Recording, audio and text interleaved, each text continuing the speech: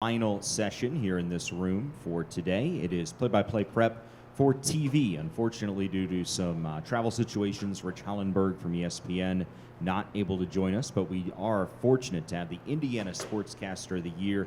He's been the TV voice of the Indiana Pacers for nearly 20 years. Extensive experience in that market with the WNBA's Indiana Fever, Butler University basketball, Fox 59 TV, the Indianapolis Motor Speedway Radio Network. The list goes on for Chris Denari. So Chris will be here to share some wisdom on preparing for TV. I ask him a couple of questions. If you guys have questions, feel free to raise your hands. I'll bring the mic to you, and we'll be able to have a good conversation here. Chris, take it away. All right, thank you very much. Thanks, Matt. I'm going to follow what the three gentlemen did here, and they were terrific. And there's not, I've done radio a lot, I've done TV, and from a preparation standpoint, the way I build my boards, those types of things, nothing really changes. And so a lot of what they said is exactly what I go through. I think the thing that I would share with you is, from a television perspective, there are just more people involved in your telecast, and you have to think about things that you don't have to think of if you're Noah Eagle and he's doing radio by himself and he's painting the picture. Clearly on television, when we roll in on a night, whether it's at home or on the road, we've probably got a crew of 15 to 20 people, camera people, graphics people, producer, director, sideline reporter, analyst, there's just a lot more people involved. You're dealing with a visual medium, so you've got graphics packages that you're talking to the graphics coordinator about the graphics that you may use within the telecast. Like what they said, the game is the story. You build some elements in prior to the game that you think are going to be pertinent. And there are certain things that the producer wants to get in, but again, you have to let the game dictate where you go. Clearly, it's from a construction of the telecast, the producer is the head coach. He or she is clearly the person that is putting together the show, as far as you've got all the drops, you've got all the commercials, you've got all the reads. It's pretty significant. When you're doing radio, which I did for many, many years, you're the one calling the shots. You're the one deciding when the specific drop gets put in, those types of things. When you're on television, I'm working with the producer, and the producer is letting me know that, hey, during the next free throw that is shot, we've got a squeeze. And so you have that. So from a preparation standpoint, there are just more people involved in the production of the show that you're putting on. But I'll also share you with my board, the way I've built my board over the years, and I tweak it each and every year.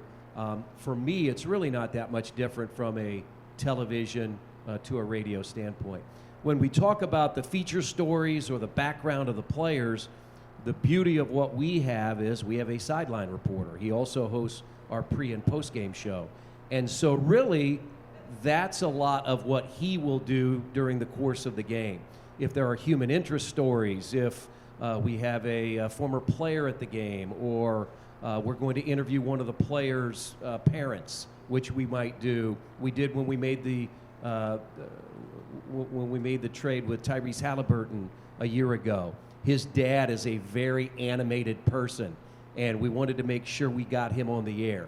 That's our sideline reporter that's going to do that. So the other piece about the preparation, when you're talking about those types of things that are non-basketball related or non-stats related, I make sure I meet with our sideline reporter to say, okay, what are the things that you want to cover? Because then those are things that I'll stay away from. We'll also, during the course of the year, we do all 82 games. And so what I like to say is, we're like a television show that is on 4 times a week. And some people see us on Monday, some people see us on Wednesday, maybe somebody watches each and every game.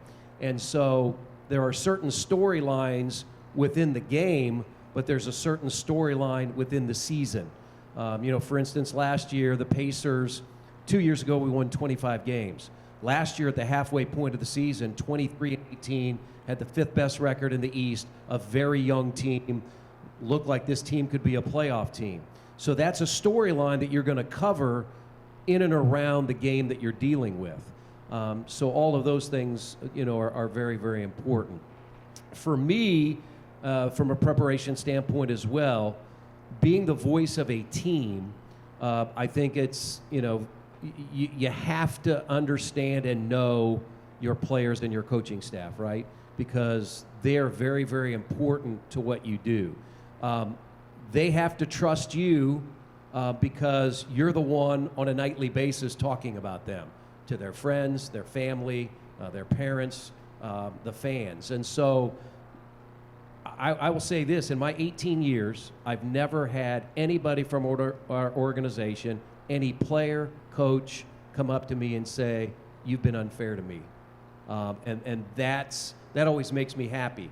Do you have to say somebody's missed his last 10 three-point shots? Sure you do, because you have to be open and honest with your fans. If you're not open and honest with your fans, they're not going to buy what you're saying. But you also have to build that trust.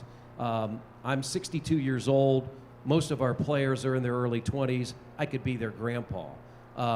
So it's not my job to be their best friend, but it is my job to have a relationship with them so they know who I am, I know who they are. For instance, and we're not in the season, but we had our 2 draft picks from the first round in on Friday, and I met with them and their parents before I drove here, before I drove to Cincinnati, and then I drove here. And I met with Ben Shepard's dad. Ben was the 26th pick, a first-round pick out of Belmont. Had a great chance to meet with Ben's dad and mom, and his dad tells me, he goes, "Yeah, this is really cool. Ben grew up in Sewanee, Georgia, and played a lot of youth sports, football and basketball, with Josh Downs, who's a wide receiver from North Carolina, who was a draft pick by the Colts." So here are Ben Shepard and Josh Downs, 2 kids that played youth sports together in Sewanee, Georgia, are now in the same town. Now, I really can't use that right now. I don't have a telecast until October, but I quickly went over to our digital people, and we have a lot, and I think, throughout this whole time, I've shared with a number of people, working in the digital world with a team or a university, there are a lot of opportunities there. Went right to our digital people and said, "Hey, I had a chance to sit down with Ben Shepard's dad, and this is what I learned." And they were like, "Wow, that's gold." So now all of a sudden, they're working on getting, with the Colts, PR people, getting Ben Shepard and Josh Downs together. And that'll be something cool, and we'll definitely do something with that in October once our season starts. So, like I said, from a preparation standpoint, Noah said it, Stan said it. I mean, it is so important to be prepared. At times I probably over-prepare, but it's just like you prepare for a test. Couple case in points about preparation. I also am the turn 4 announcer at the Indianapolis Motor Speedway. I do maybe 1 or 2 races a year. So I really have to prepare to get ready for those races. On occasion, back when I did some games with the Big Ten Network, there was the Saturday after Thanksgiving, back probably 10 years ago, I was at the field house, and I was at a concert with my wife, and I was backstage representing the Pacers to meet with one of the artists. My cell phone rings. It's 11 o'clock at night, and it was a gentleman at that time by the name of Tim Sutton, who was in charge of Big Ten basketball. And he said, "Hey, Denari, how are you doing? What's up?" I said, "Well, I'm it's 11 o'clock, and I'm backstage at the field house meeting with an artist, representing the Pacers." He goes, "Oh, that's great." He goes, I was wondering what you're doing tomorrow." I go, "Well, Pacers don't play, whatever." He goes, "Well, we've got a little problem. Gus Johnson is in Ames, Iowa. He just did the Iowa State whoever game, and we don't think he can get to Bloomington. Are you available tomorrow night to do the IU Butler game?" This is at 11 o'clock at night. The game is at 8 o'clock. I turn to my wife, and she's just laughing.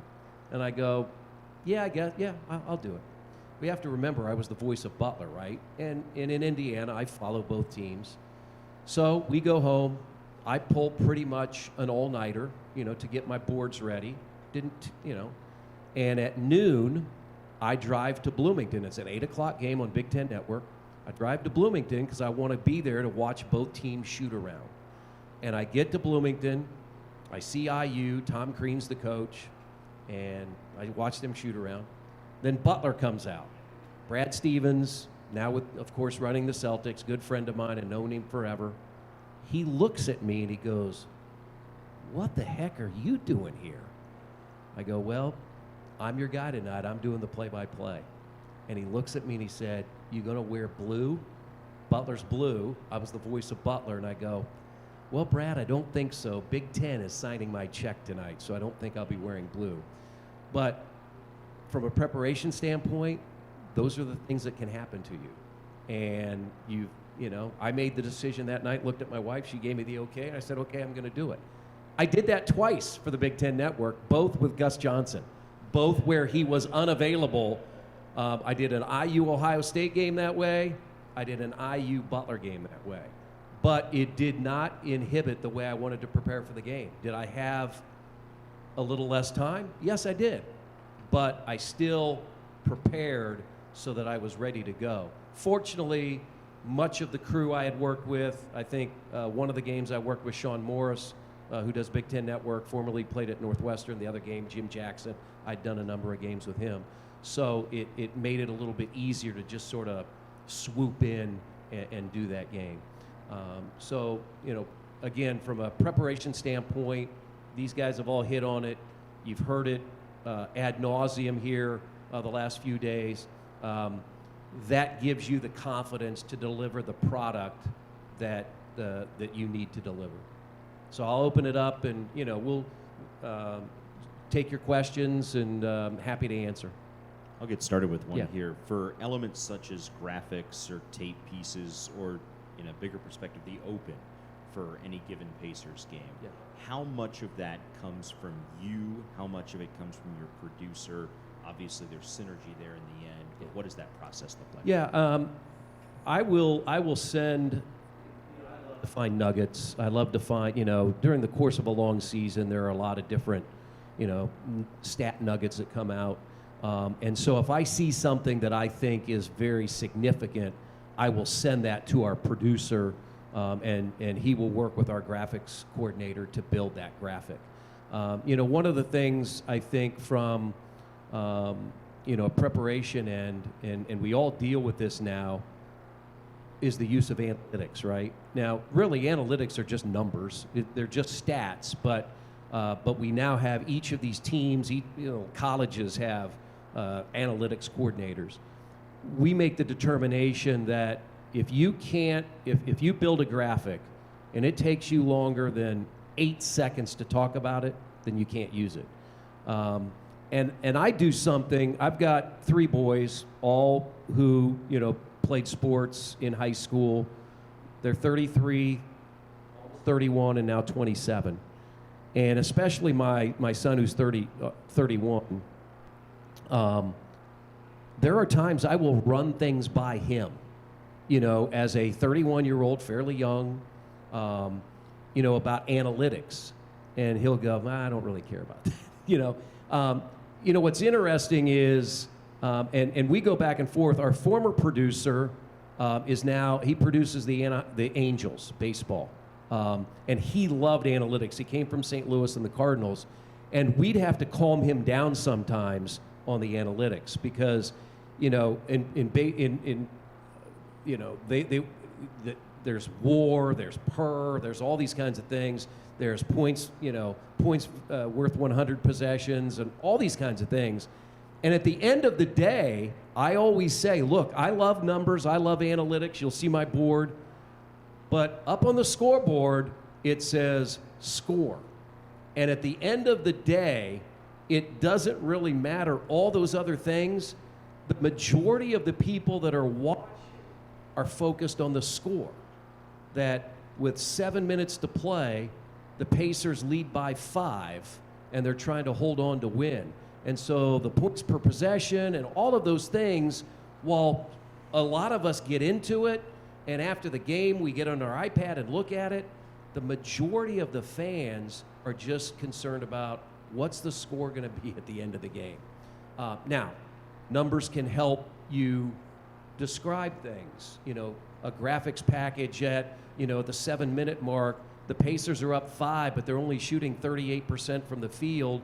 But why is the reason they're ahead? Because they've shot 15 more free throws than the other team. So also at that time, I guess I've been around long enough. I love numbers. I love stats. I will be in the producer's ear during a timeout. Hey, let's look at the free throw differential. Let's look at the three-point differential or whatever and build that, because I think coming out of a timeout, that can help tell you why we are where we are. Perfect. Other questions? Nick, we'll start with you.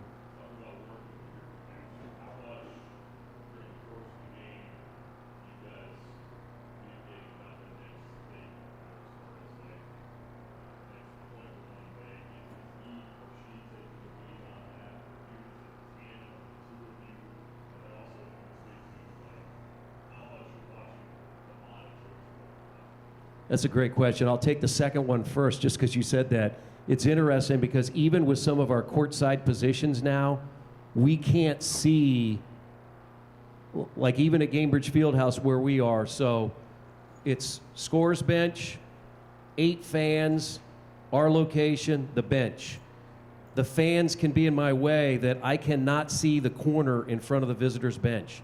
So if CJ McCollum is in the corner and he's going to shoot a 3, a lot of times I can't see him, so I've got to look off the monitor. So your gaze is you're back and forth between the monitor and the live action. I prefer to call live action, but then you also have to understand the reason you also have the monitor and graphics and drops and all that.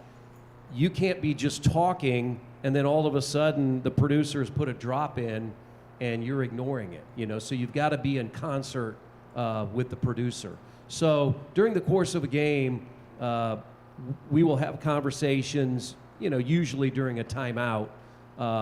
He'll ask me, what do you see? Is there something we need to be focused on? Or a lot of times, our producer does a great job because we can get so tunnel vision that he'll be in my ear and go, hey, free throw differential, look at it.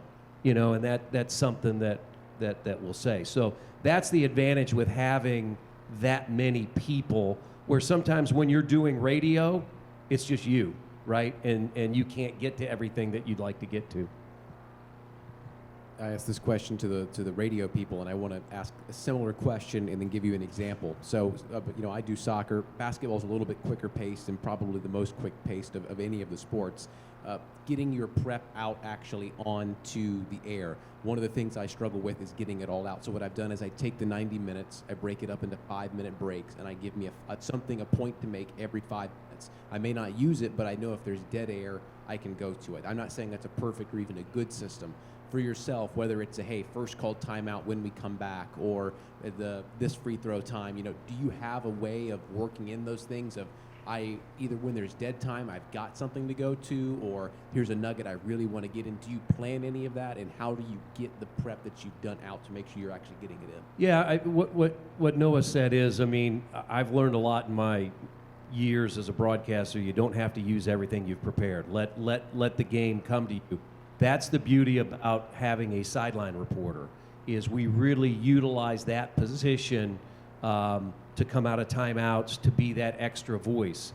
And so, I've known our sideline reporter, JJ. I hired him back in 2004 when I was the sports director at Fox 59, and then we were very fortunate to bring him on board with the Pacers almost 10 years ago. So he and I will have a conversation if we're at shoot-around. We're sitting there at the scores table, and I'll say, hey, what are you thinking about tonight? And I'll then make notes maybe on my chart just so I know what he's going to talk about, because usually the way we do it is Quinn and I come on and we do our open stand-up live. We'll rehearse it, but we do it live. And so that's about 2 minutes. We go to a break, come back for a second segment that's on tape. JJ does that. It's usually focused on a player or whatever. We go to another commercial break, come back out, starting lineups, tip, 7:10 start. And so JJ will either, after the first time out or the second time out, he'll have his first hit. And that is pretty much, unless the game has dictated and, you know, the Pacers or the other team have gone on a huge run and it's a wide margin, that first hit out of the first or second time out is usually scripted as far as we know what it's going to be. And so I think that really helps us. But yeah, I'll make a note, you know, that I'd really like to get this in if I can, but if I can't, I'm not going to push it. Now, you know, if you have a dog game and one team's up big, then that gives you opportunities, you know, later in the game to work some stuff in that maybe you wouldn't have thought of. Chris, again, I appreciate you coming out and sharing all this with us. I think you're kind of the right guy to ask for this. Growing up in Indiana, are you a Pacers fan? Yeah, I was.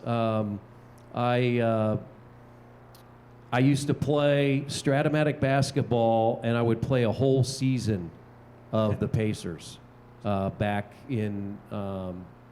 They were in the ABA then. I mean, I would play Stratomatic ABA. I don't know how many people did that. So being a Pacers fan, does that help you or hurt you calling games? And I guess Big Ten Network, you got to be unbiased, I guess. But, you know, I'm 800 miles away. I tune you in on Sirius XM. Right. And I know you're a fan. Right. Does that help you or hurt you calling a game? I think it helps. Here's the interesting story. Clark Kellogg told me this. My first year, in fact, my very first NBA regular season game was in Charlotte. And they had the band on the floor playing the drums, and you could barely hear, and I was nervous as heck, and we got through it, but Clark was my partner. So for the first 4 or 5 years of my career with the Pacers, I'd do about 20 games with Clark Kellogg and then the other 50 with Quinn. And Clark always told me, and I'm going to take this differently of being a fan, he always felt that since I played, the son of a coach, and I'm not saying a lot of play-by-play guys haven't played, he just felt that was an advantage for me. That, you know, just as a former player, I don't want to say I know the game better than people, but I had a different feel for the game, having been in the locker room and all that kind of stuff. And, you know, just having been around the Pacers organization for a long time, the Simon family who owns it, they bought the team in the early 80s and really rescued it from maybe going away. And so, you know, I think when people tune in, we want to be as objective as we can, you know, as a team employee. But the fans know we want the team to win, right? And for me, while I've done high school state championships and Big Ten and those types of things, I feel I'm at my best when I'm with a team. Like and it goes back again to sitting on the bench with my dad's teams as a young kid. I'm invested. Does it suck when the team struggles and loses? Yeah. But man, when they win, it just feels great. So I personally like being the voice of a team. For me, you know, having grown up a fan in my hometown, you know, as we all do, I think I said this to some of the people the other day. It's not just the preparation. It's not just doing the games. You have to be a representative 24/7 of your organization. If I'm at the grocery store, if I'm at the gas station, if I'm at CVS, if I'm wherever, you are a representative of your organization, and people view you as a link. You know, they don't get a chance to talk to Tyrese Halliburton like I do, or that type of thing. So I think it's very, very important that you show that on a daily basis, and so I look at it as an advantage. One of the things I was taught early on heading into video work and play-by-play specifically was that your producer can make you look really good or make you look really bad. And I make it a point anytime I close off any of my broadcasts, I make sure to name my analyst for so-and-so, Yeah. producer, director, and say all the hardworking men and women that make this run Yep. so smoothly. How important is it for you to show gratitude, and if you have any examples of the ways you show gratitude to the team you're surrounded with for the Pacers? I mean, one of the things I did last year, and we were not traveling. We were doing the home games still courtside like it was regular, but even a year ago, I mean, this past year we traveled, but 2 years ago we did not. And what was neat from that standpoint, while I wished we were on the road because that's where you want to be, it gave our crew that works with us at home, they got 41 more games to work with us, right? So I got a chance to know them even more than I did. But what I decided, I went to my boss, who's our director, and I said, hey, I'd really like to take care of dinner one night for our crew. And so it was right before Christmas. We had a 7 o'clock game. We broadcast from the studio in Gainbridge Fieldhouse. So I had coordinated with Levy, who runs our food service, and they gave me a menu, and I bought dinner for everybody. So instead of them having to go out, to Jimmy John's or Subway or whatever, we had a spread right in Gainbridge, and that was just my way to show them my appreciation for all that they've done. And I just, you don't have to do things like that, but I think it's, mentioning them on air. I've heard so many stories where, and I don't know why, but where play-by-play people don't know their tape operator's name. I like to know all those people. They're so important to what we do. And that's the one thing why I really like television is there's so many people involved, and we all have to work together to make the product the best. And while Quinn and I and JJ are on air and we get most of the recognition, I've sat in the truck. 2 weeks ago, I was the voice of the WNBA team for 17 years, and I still will go to games. 2 weeks ago, I sat in the truck for a whole game because I don't get to sit in the truck. And I just wanted to see, again, what they do. And I'm like, I couldn't do that.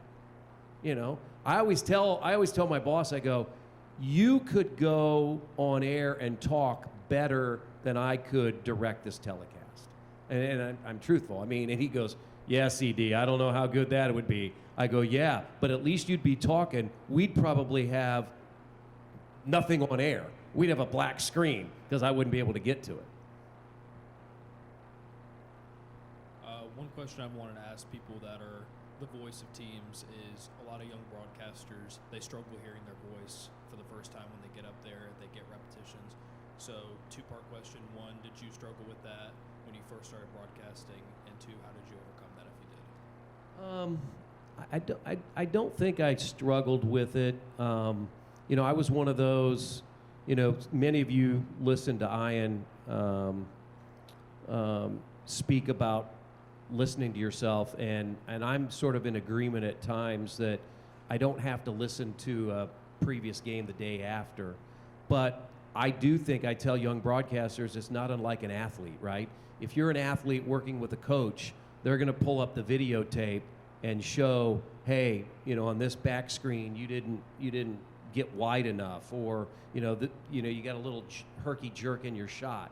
I think the same thing is true, with radio or TV, is listening to yourself, seeing how you relate to your analyst, those types of things. So I can't say that I really ever was bothered by my voice or whatever like that. I mean, I just knew this is what I wanted to do. This is what my voice sounded like.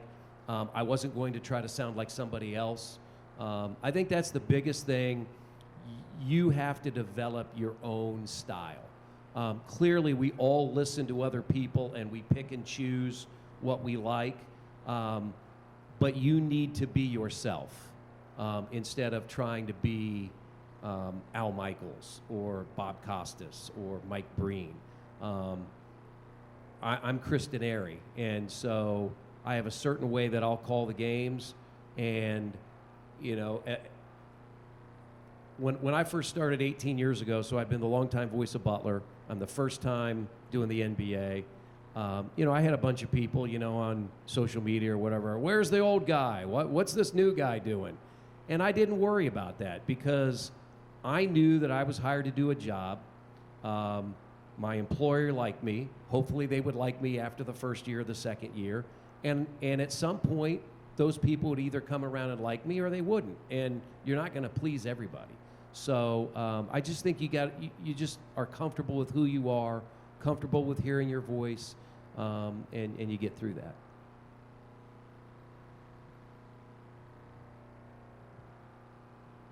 Chris, since you have the luxury of working with the same crew, pretty much every game, how do you try to build in that interaction with your analyst, especially in NBA where it's a little faster, there's a lot of movement, but you're also trying to tell, get them involved, but also get the game into it too?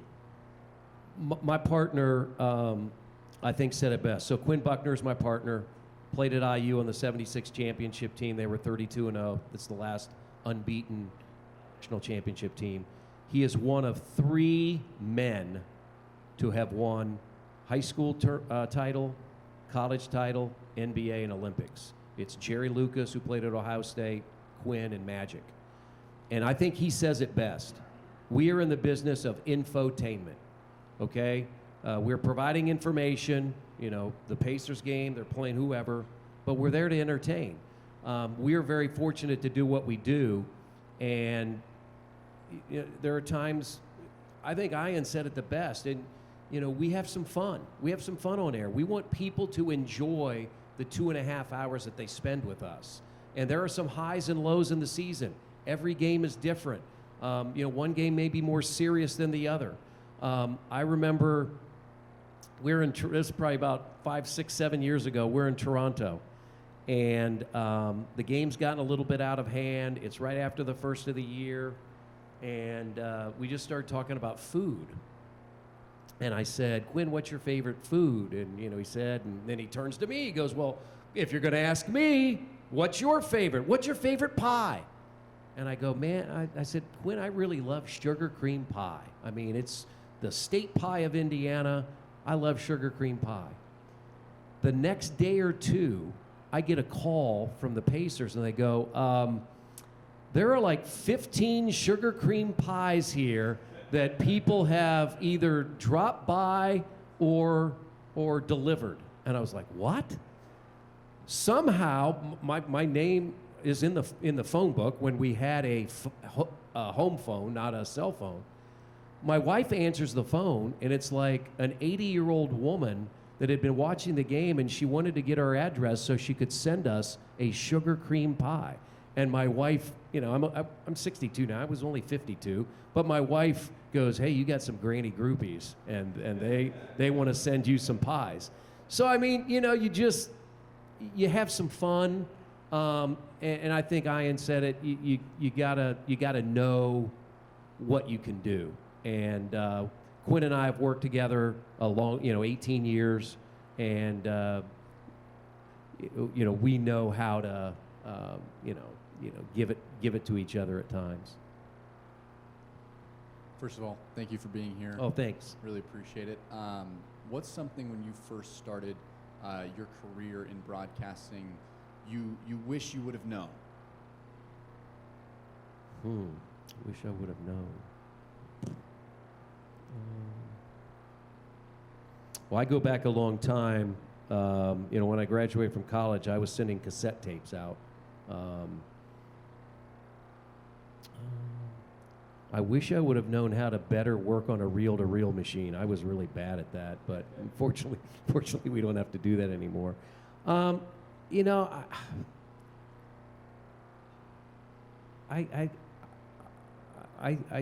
don't really know. I mean, I knew this is what I wanted to do. I had a very supportive spouse. I mean, we've been married 39 years. We have 3 boys. We've been together since I was a senior in high school. She was a junior. And we didn't want to move. I mean, I didn't want to move. Very close to my family. I was just of the opinion that if it'll all happen in Indianapolis. I do think the one thing that I did is I lost my job twice before the age of 24. So I was the sports director at Channel 59, which was an independent station that went on the air in January of 1984. And they hired all young people. They didn't have to pay us much. We were like, man, this is awesome. And we were like the old CNN headline news. You never saw us. It was wipe, wipe, wipe. You know, if any of you remember CNN Sports, that's what they did on headline news. Well, in May of '85, they called us into a conference room and they said, well, we're selling the station. They've decided not to do news. You're out of a job. I'm like, oh, wow. Had to call my wife. We'd been married a year. Honey, I just lost my job. I was doing afternoon sports on Network Indiana, which was a statewide radio network, and they offered me a full-time job to stay in the same building doing radio sports. I go, man, this is great. So we go on vacation for a week. I come back. I work for maybe about 3 or 4 weeks. And the general manager calls me and says, well, we sort of aired. We don't have the money to pay you. So now I'm out of a job. When I graduated from college, I wanted to just do broadcast. It forced me to go in another direction. So from 1985 to 2004, I was not a full-time broadcaster. I was a sports information director. I was an associate director for marketing at Butler. I worked for sports medicine doctors and handled all their marketing and communications. And so that was my full-time job. But I built this broadcast business on the side that fortunately in 2006 landed me as the TV voice of the Pacers. So I guess maybe I would have, what I would do differently, and it's much easier to do now at the college level, is I would have focused a little bit more on marketing or sports management or sports PR, because I was just laser focused as a broadcaster. And I think in this day and age, you can do things, you know, in multiple ways. We got you some help. Come on in. Here. I made it.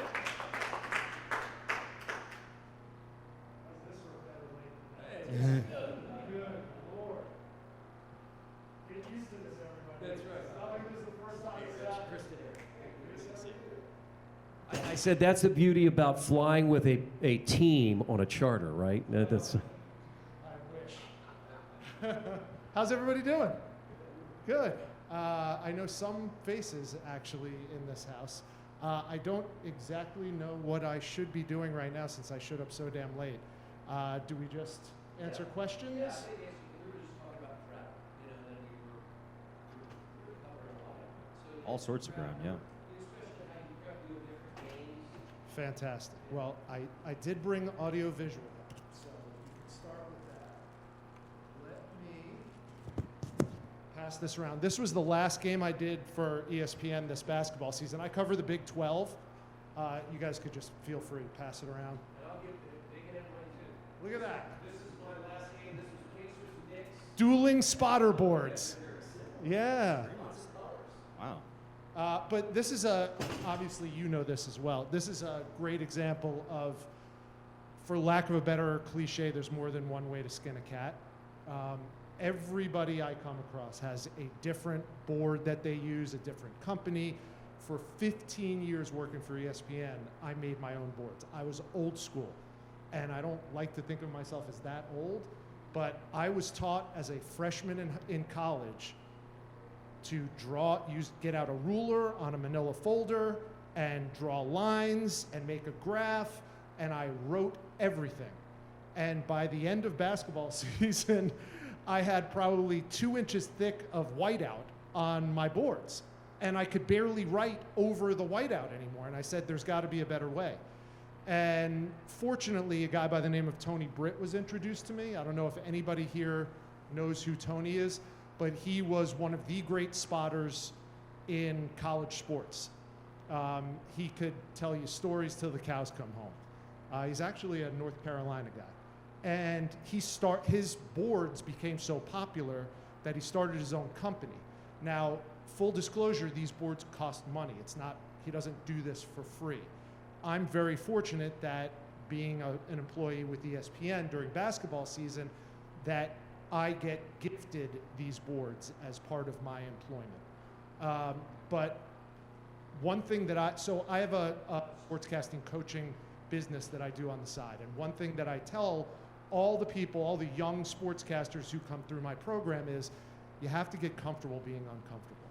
And that's one thing I forced myself to do. I was so comfortable writing everything out and taking a long time to do it. That was my process. And that's how I memorized. But then I said, I have to practice what I preach.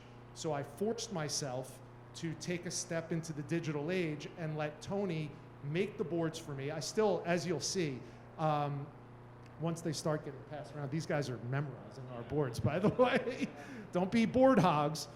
I still write a lot because that is part of the process. You have to fall in love with the research and the homework and the storytelling. It was Marv Albert in his book, I'd Love to, But I Have a Game, 20, 30 years ago.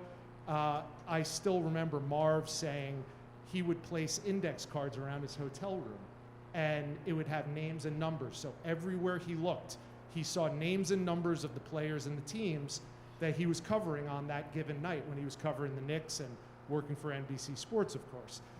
I don't do that, but my process is writing. And the more I write the names and numbers, the more I commit them to memory. So I am still doing that, but now I'm doing that and saving myself, pardon my French, a shit ton of time by not handwriting every single thing that I used to do for the previous 15 years that I've been a basketball play-by-play announcer. The baseball side of things, so I cover the Tampa Bay Rays during baseball season, and I fill in on play-by-play, but I am mostly the pre- and post-game host.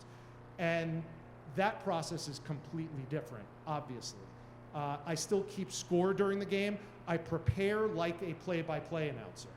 I'm still writing the lineups in my scorecard. I use Bob Carpenter's scorebook. I'm sure a lot of people do if you're a baseball guy. Scorebook Bob on Twitter. I think it's the gold standard. And so that's how I started using baseball scorebooks, and I will go to my grave using that. But obviously it's a much different process for me. There's a lot less memorization and a lot more storytelling when it comes to baseball. So two very different processes, but as far as spotter boards go, I'm all in on this board. A lot of information, but a lot less time for me to get that information where I need it to be so that I could use it at a moment's notice during a game. Questions for Rich? Oh, come on. He I hustled spent all the way. all freaking day on the airports, planes. Come on. Ask me something.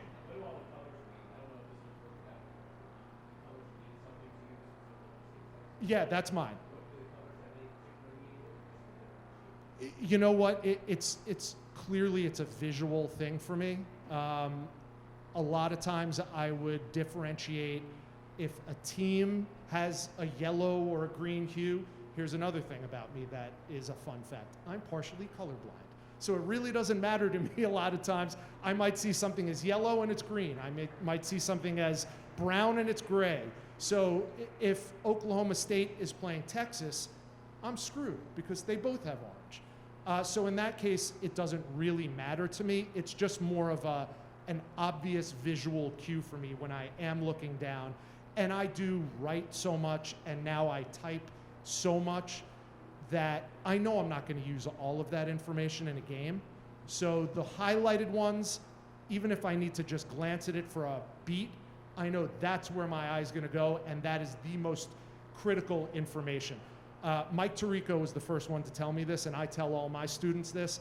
It's the 10% rule. I don't know if you follow this as well, but you can prepare and prepare and prepare for any game that you're calling, and if you use 10% of the material that you've prepared, chances are you've probably had a hell of a game. And I don't mean you've called a hell of a game. I mean the game that takes place before you was probably a really exciting game because you're honoring the game more so than, oh shit, this is a blowout and it's one good team and one bad team and there's not a lot of action on the floor, so therefore I need to, and my partner and I need to engage in much more storytelling and conversational things to get through this game, to entertain as well as educate the fans who are watching and listening. So the 10% rule is something I always abide by. And I'm also a big fan of, which a lot of play-by-play men are, less is more. Young sportscasters coming up in this business do not understand it, and I understand why you don't understand it, because you think you have to impress everybody with your knowledge and your information, and you don't. The less you speak, the more valuable your words are. So less is more, let it breathe, let the crowd tell the story, hear the sneakers squeaking, hear the hockey puck hit the crossbar, all of that good stuff, regardless of what sport it is you're covering, basketball or otherwise. I had a question regarding the spotting charts back here. Hey. You referred to them and said that they weren't free. For someone who's an independent contractor, maybe they're first starting out, but they may not have time to do their own boards. Not sure if you can disclose it or not, but how much generally are we looking at in terms of like a ballpark range for cost on the spotting boards? I can neither confirm nor deny the actual pricing of these. They do vary, and there are a couple. So again, Tony is who I use. That's who I was introduced to. There's another company I know and I've had conversations with called Broadcaster's Edge. I don't know if anyone's familiar with that, but they do a lot of great work. You know, it's in the hundreds, and it could be, when you talk about like what, maybe during basketball season I do 20 games, and if it's $100 or a couple $100 a game, that adds up. It's expensive. I understand that, and I'm sensitive to that. I probably wouldn't have used Tony's method if I was going to be paying full price, or maybe even if I was getting some kind of a discount. But like I said, going back to that get comfortable being uncomfortable, I wanted to force myself to experiment with something and see if it worked for me. Because at the end of the day, we're all in the lab, right? Every game is lab work for us. Nobody, not any of us who are up here speaking to you, feels like, oh, we've got it figured out now. We could put it on cruise control and let it go from here. We're always tinkering, experimenting, trying to find the best way to deliver the best product. So at very least, you know, money aside, I would advise you to try it. And most of these companies will let you do that. Yeah, try. There's no commitment. You don't have to pay for an entire season. You could do it on an a la carte basis, especially if your games are on an a la carte basis. Hey, Rich, thanks for being here. It's exciting to see there's not a lot of baseball people here, too, that you know, work in the big leagues. So I guess my question's kind of about that as far as pre and post with the Rays. How do you, with baseball, it's every day. It's the storylines don't vary a whole lot. How do you go about that day to day, trying to find a different angle for each game? And then what are some of the things that don't change day to day that we're like, all right, we got to update this for today? First off, I apologize to the other couple of guys who asked questions. What's your name? Nick. Okay, nice to meet you. I know I'm not going to get to know everybody, but I like to put names with faces. There are certain similarities, baseball and any other sport. Like I mentioned, courtesy of Marv, names and numbers, names and numbers, names and numbers. Baseball, the numbers don't matter all that much, although I will say, you know, I call it reaching in your bag, right? There's a million ways to announce a single being hit. There's a million ways to call a jump shot. There's a million ways to describe the player who steps up to bat, the pitcher who's on the mound, the relief pitcher who comes in. One of them, instead of saying their name, their first name, their last name, might be their number, just to vary it, just to mix it up. The names and numbers never change. So my methodology when I'm filling out my scorecard will always be the same.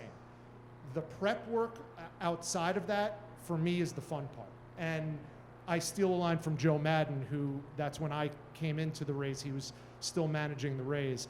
And he used to tell the team, embrace the suck, right? 162 games, at some point you feel like this sucks.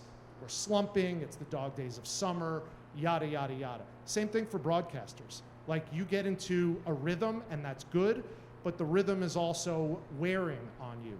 So make the extra effort to go into the clubhouse, even if you've been in there for 14 straight games, and seek out those human interest stories.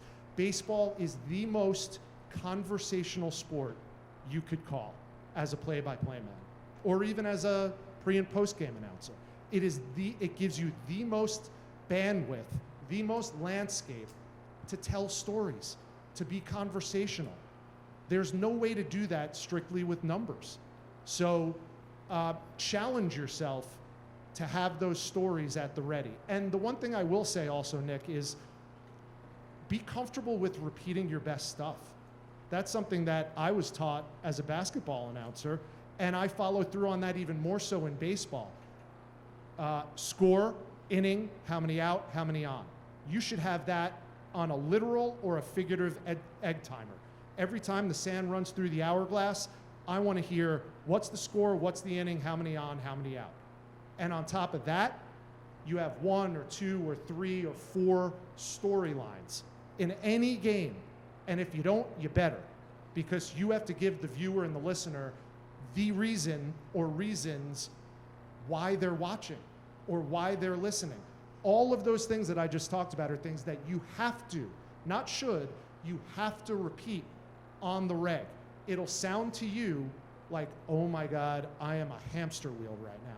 I am repeating the same shit over and over and over again. The viewer must be bored to tears.